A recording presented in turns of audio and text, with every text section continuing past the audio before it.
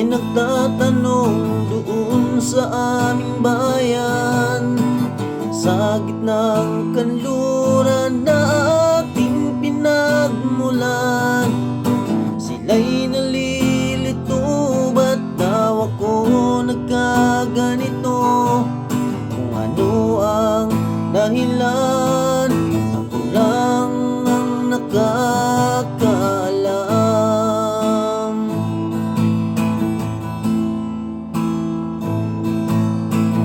Magulang ko'y ginawa na ang lahat ng paraan upang mahiwalay sa aking natutunan.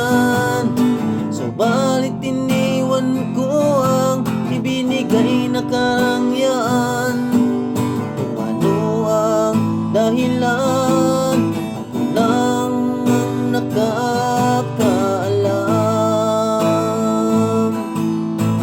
Musika ang buhay na aking tinataglay. Ito rin ang dahilan kung ba't ako naglalakbay.